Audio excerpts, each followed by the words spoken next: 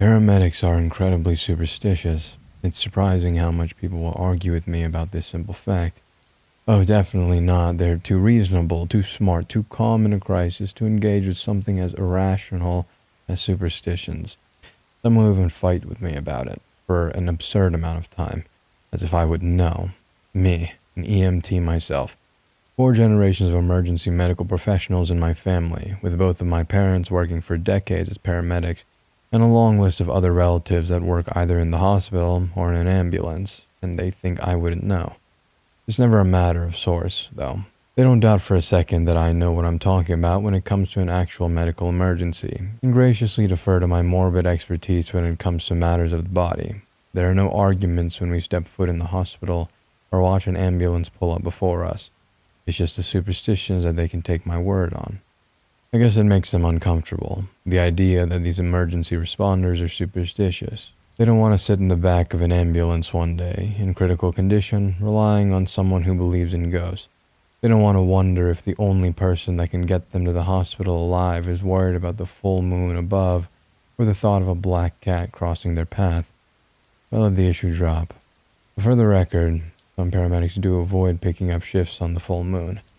My parents told me all about the folklore of EMS, how you don't say the Q word on shift, how the full moon is always a busy night for them, that you can't go on duty expecting to be able to sleep or read, because you'll be sure to get a million calls if you do.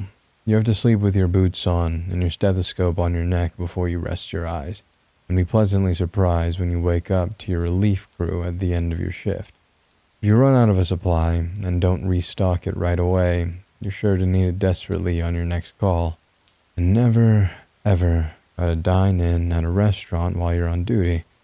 You'll be called out before you can even finish ordering. I don't think they ever meant to scare us with these little superstitions. They had plenty of other stories for that. We called them the little white coffin stories. They function like the original Grimm's fairy tales, a plethora of dark and at times sinister tales meant to keep us safe from things that could hurt us.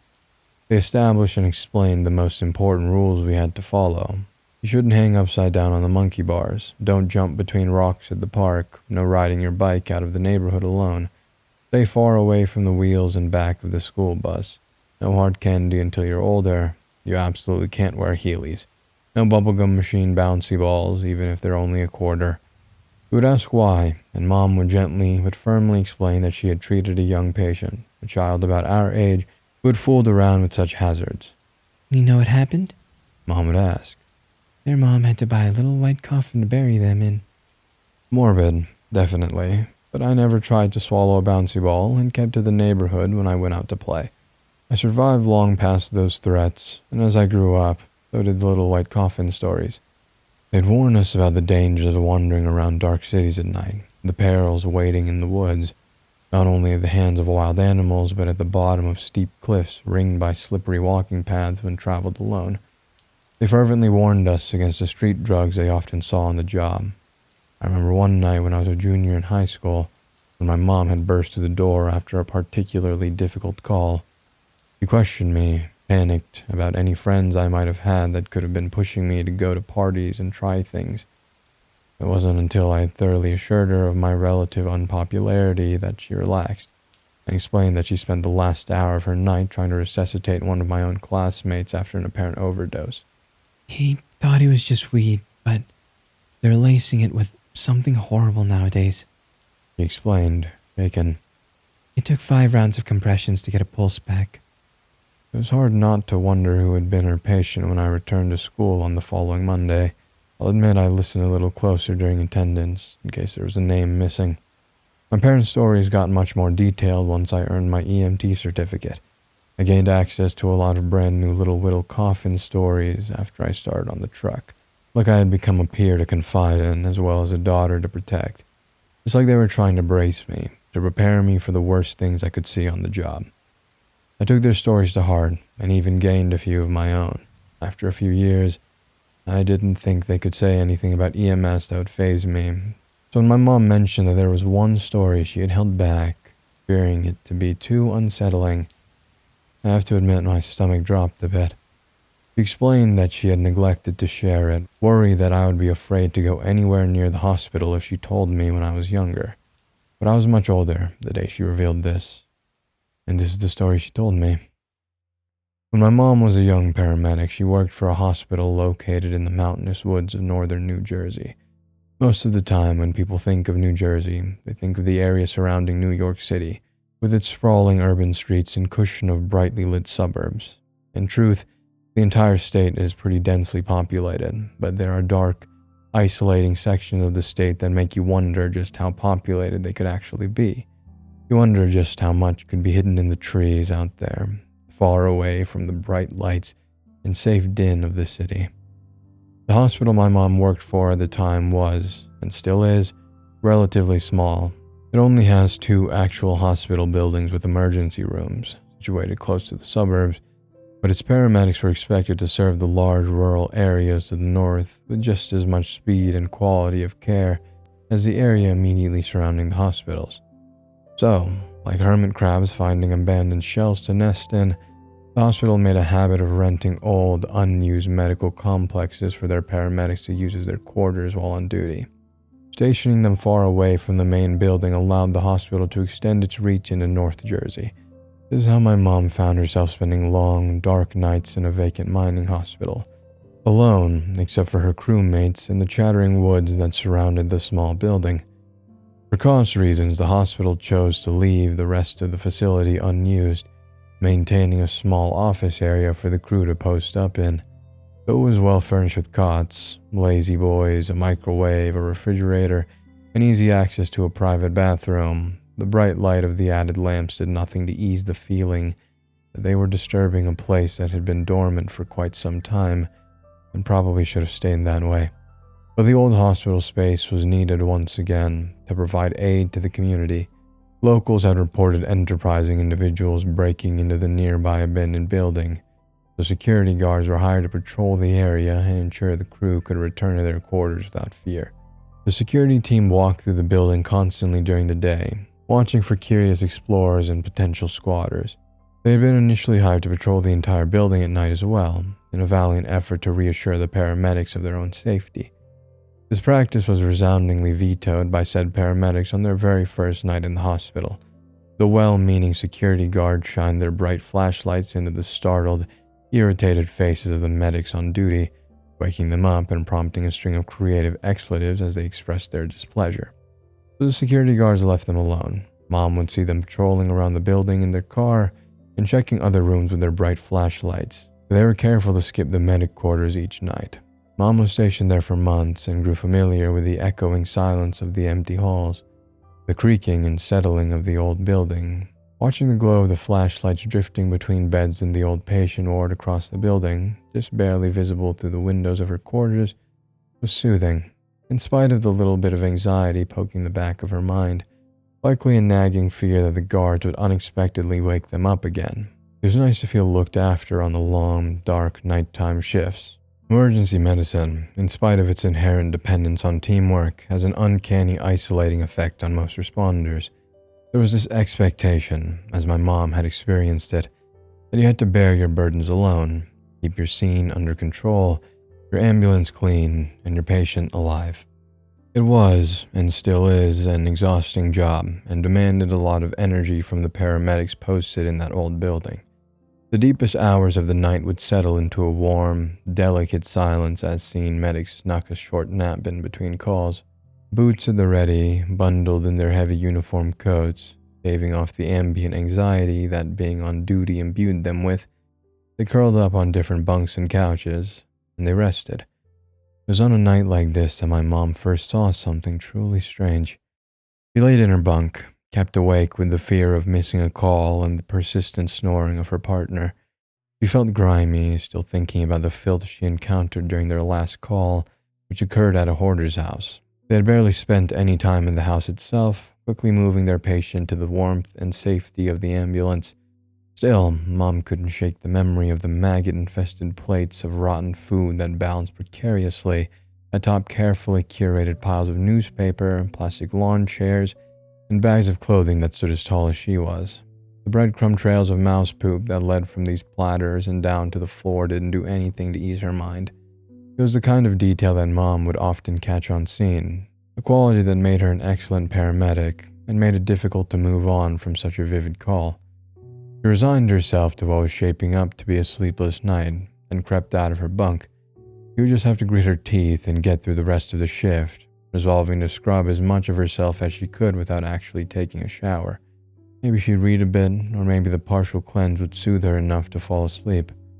She snuck into the bathroom, a small single-seater with the added benefit of a shower stall, a luxury that called to Mom as she slipped inside and closed the door silently behind her. She turned the sink on, silently thanking God for keeping the plumbing of the old building intact. Mom watched the steam rise up from the sink, admiring the plumes swirling in the cool, dry air of the bathroom for a moment. She didn't want to spend too long watching the mirror fog, though. She rolled her sleeves up as high as they could go, turned the cold tap a bit to ensure she wouldn't be scalded, and dove in. The hot water and cheap hand soap had exactly the effect Mom was hoping it would have. The second her hands hit the water, her entire body relaxed a bit. She washed her hands and forearms like she was scrubbing in for surgery, digging under each and every fingernail, squishing the soap between her fingers, sweeping the bubbles over her elbows, and awkwardly sticking them under the tap to rinse it all off. It immediately improved her outlook on the rest of the night. She chased this newly restored peace, washing her face, wetting her hair slightly before braiding it back tight against her skull, even stripping her boots and socks off and washing what she could of her feet and calves. And finally satisfied, she sat back down and took in the carnage of her sink shower. Discarded paper towels littered the area immediately surrounding the garbage can, which was already overflowing when she started this clandestine bath. While she had done her best to keep the room fairly dry, a few small puddles of water reflected on the slick tiles around the sink, which was thoroughly drenched. Steam filled the room, condensing thickly on the mirror as it rose from the tap, which was still pushing out wonderfully hot water at full blast. Mom shut the sink off, stopping the flow of water. She hadn't realized how loud the rush of the water had been, echoing in the small room until it was gone. She finished drying off, put her boots back on, and opened the door to allow the bathroom to dry out as she finished tidying up. Cold air rushed into the bathroom as Mom collected her discarded paper towels, using them to mop up the puddles she had left on the floor and sink before shoving them into the garbage can. She pressed hard on the pile of towels, compressing them enough to tie off the black garbage bag within. She tugged hard on the bag to try and free it from the can, but the vacuum of air within was working against her. It took an embarrassing amount of wiggling and yanking, but she finally pulled the bag free from the can.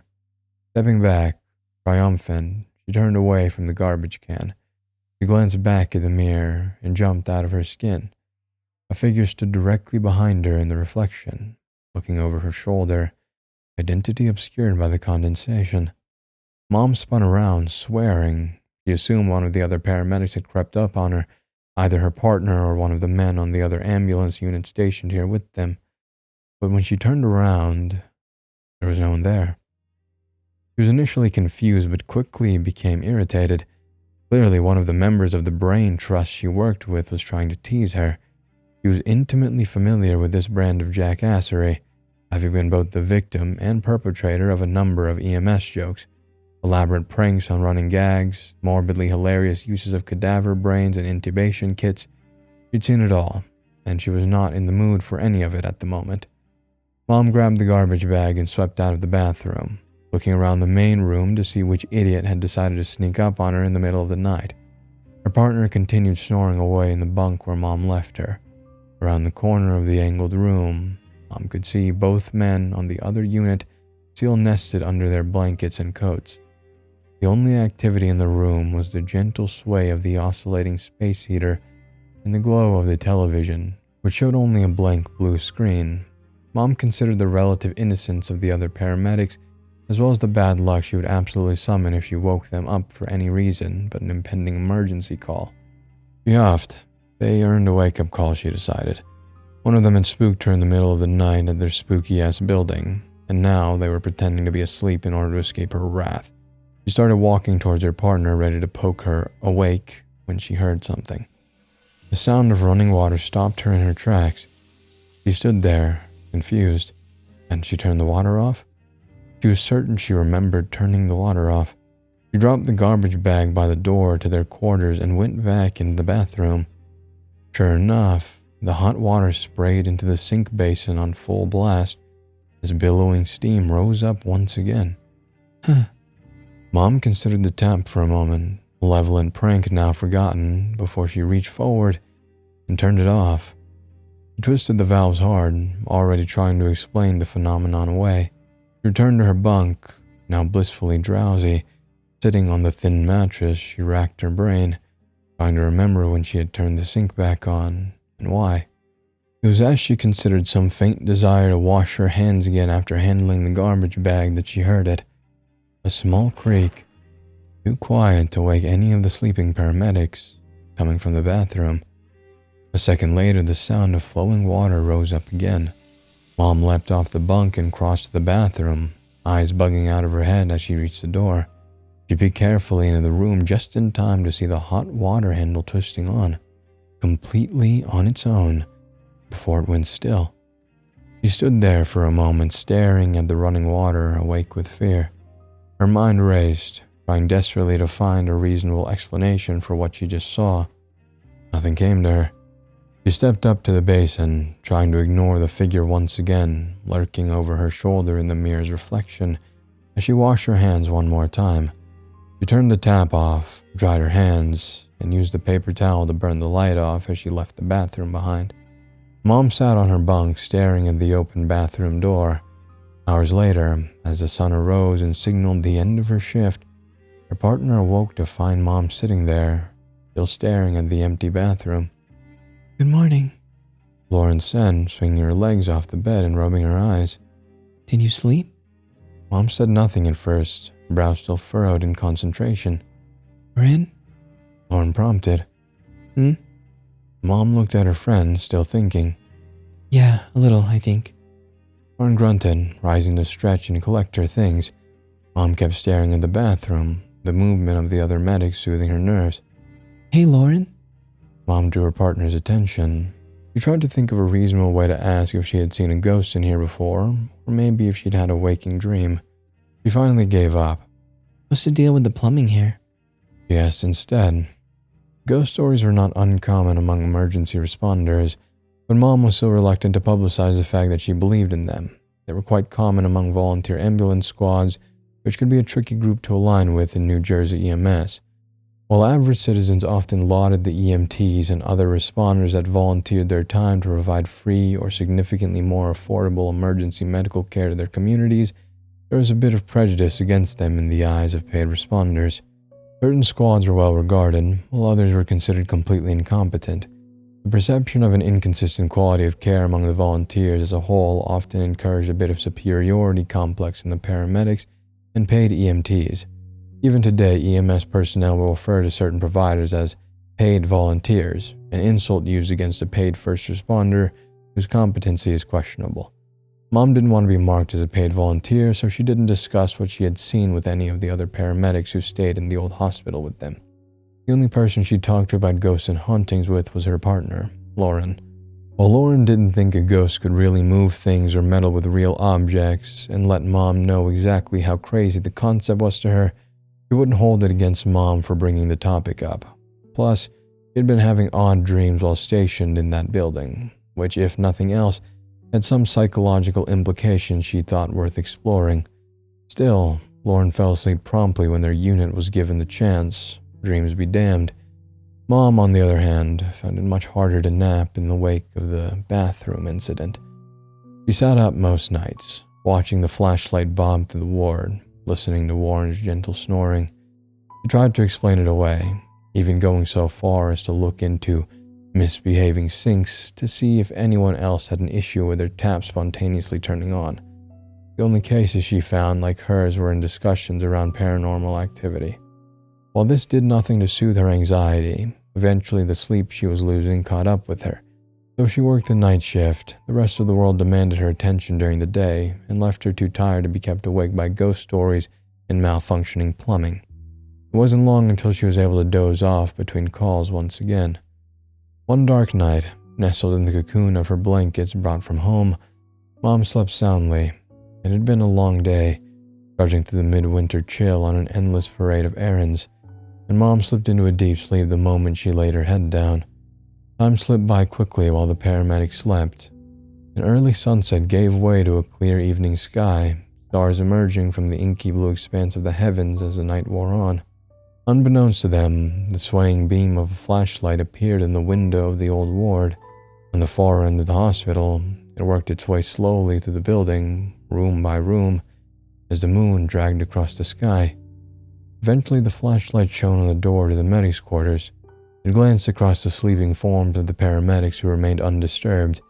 It wandered around the room, illuminating stray boots, books open, and face down to keep the reader's place. Extra snacks taken from hospital break rooms scattered around the space. One of their radios chirped quietly, too quietly to wake any of the paramedics. The volume had been lowered too far, an oversight that the sleeping medics remained unable to remedy as the flashlight beam fell on the radio. "Hey, look alive." Mom stirred, an insistent whisper waking her up. She kept her eyes closed, trying to hold on to the last few moments of sleep. She was working with Lauren that night, she remembered, so surely the man she heard speaking was actually talking to his own partner. The voice spoke again. "Wake up." It felt like it was mere inches from her ear. Fear jolted her, melting quickly into anger as she sat up, ready to give the other medic a piece of her mind. The other 3 occupants of the room laid in their bunks, still fast asleep. Mom looked around for a moment, trying to understand what woke her up, but all was still. A few moments later, the radio chirped. 52, the dispatcher asked quietly. Mom's stomach flipped as she got out of her bed and crossed to the walkie. 52 here. She replied, turned that moment over in her mind as she roused Lauren, got her things together, and loaded in the ambulance. She tried to convince herself that she'd heard the dispatcher over the radio, calling to her, waking her up. With a deep baritone voice that woke her up sounded nothing like the gentle soprano that described the emergency they were responding to.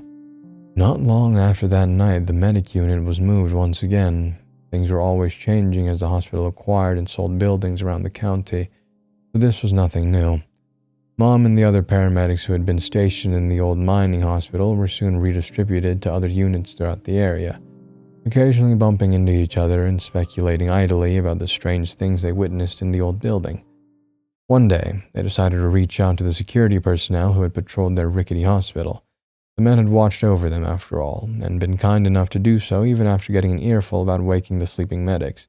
The guards and the paramedics laughed and chattered together at a bar not too far from the old hospital, basking in the joy of a shared evening off. "Hey, by the way," Lauren said in a quiet moment. "thanks for letting us sleep. It was reassuring to see you guys sweeping the rest of the building." The guards looked perplexed. "What are you talking about?" one asked. Lauren furrowed her brow. "I'm talking about your patrols. How you didn't wake us up again when you did your walkthroughs." "Oh, we didn't do any more walkthroughs," the younger of the 2 guards said offhandedly, finishing his drink. The more senior guard explained. "After we realized you guys were occupying that wing, we just checked all the other doors and did a drive-by. Most nights we didn't even go into the building, let alone sweep the halls." He leaned forward, looking concerned. "Did you see any other signs of possible intruders?" Mom's blood went cold. "We definitely saw you." He insisted. "We saw a flashlight every night, all night, going from room to room and checking everything out." Lauren backed her up. "We didn't hear any glass breaking, no alarms going off, nothing like that. Who else would go wandering through a stupid, empty building every single night?" The mood shifted. The older guard breathed a sigh of relief and relaxed, leaning back in his chair. "Oh, that," he said, taking a swig from his glass. "It's just the doctor." The younger guard suddenly grew uncomfortable, tensing up and rapping on his nearly empty bottle of beer. "What doctor?" Lauren pressed, irritation growing in her chest. The older guard groaned as he settled back in his chair, leaning his arm against the bar top. "Back when that was an active hospital, way back when, it pretty much only serviced the mine, and occasionally the surrounding town. It was the only hospital most of those people would ever see, but it was still too small and remote to pull a full staff away from one of the bigger hospitals down in Morris County. The staff they did have worked every day, sometimes around the clock. Just a few nurses, some housekeepers, and at least one doctor. The younger guard started tearing bits of paper off of the label of his bottle as the older guard continued. He wasn't the only doctor that worked up here, as far as we know, but he might as well have been for all he did for the area. He lived right next door to the hospital, but most nights that was still too far away from him. They kept a cot set up for him, right there in the sick bay. He watched over the miners like they were his own kids. He took a swig from his bottle. No, at the time there was still this prevailing belief that women should go home at night. They should rest their weary, feminine legs after their grueling jobs, which, of course, they still shouldn't have had. He looked pointedly at Lauren and Mom with an exaggerated, accusatory stare, who snickered and rolled their eyes. So, he would usually shoo the nurses away at night and conduct rounds himself. The only thing he carried with him was an old flashlight, sneaking through the halls in his slippers, looking through patient charts and noting vitals by the light of his lamp. He sighed, bringing the bottle to his lips again. He died right there in his cot, passing away quietly in his sleep. Some people say that it was one of the patients who noticed woken up by the absence of his hand on their wrist. Others think it was one of the nurses who realized what happened when he wasn't there in the morning, greeting her with his diligent report. The group sat quietly for a moment, silently honoring the loss of a provider in the line of duty. But, the guard continued, he never clocked out. The young security guard looked away. We've been getting reports for years about a break-in with no alarm triggered. Some passerby watches the flashlight bob through the halls of the hospital and assumes it's a curious teenager. They call the cops. The cops find nothing and scold the caller for wasting their time. After enough distinct calls, the property owners eventually hired us to keep the kids out. But it was never kids. It was never anyone but the doctor. He tries to help. The younger guard finally spoke, startling the medics. You'll be walking through the hospital after an alarm trip and hear this voice whisper behind you, in the basement, and you'll go down and find a bum who broke a window and sliced his hand good. You'll be patrolling and he'll thump you in the chest, stopping you, just as a ceiling tile crashes down in front of you. He looked shyly at the two women. You'll go to shine your flashlight in the new medic quarters and hear him say, scoundrel, whatever that means. The paramedics were dead silent, considering this story. Mom's coworker John eventually said, at least he's trying to help. Paramedics are incredibly superstitious. I understood that long before Mom told me this story, but I didn't realize just how superstitious they could be. As Mom finished her story, she studied me, watching my face carefully. I laughed at first, assuming she was hazing me or something like that. I just started volunteering on an ambulance squad that our family had been on for generations, so I figured that this was simply a new member ritual I hadn't heard about yet. Did you get to see the doctor again? I asked, eyes glimmering with the joy of a new story. No. Mom shook her head, deathly serious. That building ended up being abandoned, but I wanted to tell you about him so you weren't surprised on your first overnight shift. I crossed my arms. I've been on overnight shifts before. She shot me a look I was familiar with, the yeah right look that dripped with unspoken sarcasm. A real overnight shift at a real squad building with its own ghosts. I massaged my neck, trying to understand what she was getting at. What, like Mom? Perhaps this whole story was an allegory, to remind me to respect the accrued experience of the first responders who came before me, especially the ones in our family, like my late grandmother. Nah. Mom waved her hand dismissively. My mom's not haunting the squad house, but someone is, and he'll be keeping an eye on you, so you'd better be on your best behavior. Alright, Mom. I chuckled. I'll be good. I forgot about Mom and the doctor as the evening sank into night. My shift was fairly uneventful, with only a few calls early on, and I was fortunate enough to grab a few hours of sleep. I wasn't thinking about ghosts as the moon rose in the sky, crossing the shiny wooden flooring of the room I dozed in. But I did hear something that, being such a light sleeper, woke me up in the wee hours of the morning, the squeak, like work boots sliding against the hardwood floor. As I drifted into consciousness, I heard a voice, a gruff, male voice, right in my ear. Come on, up. My eyes flew open and I shot bolt upright in my bed, ready to apologize to a senior squad member about whatever call I had clearly slept through. But I was alone. My partner snored in the next room over, the only other sign of life in the deserted building. I was about to lie back down when I heard the tones squeaking out far too quietly from the mobile radio set in my partner's room. We had a call to respond to. I roused my partner, laced up my boots, and tried to fathom what I had just experienced as we raced towards the emergency. I've had a few years to think about it now, and I think the answer has always been clear. Paramedics are always superstitious. Now, I am too.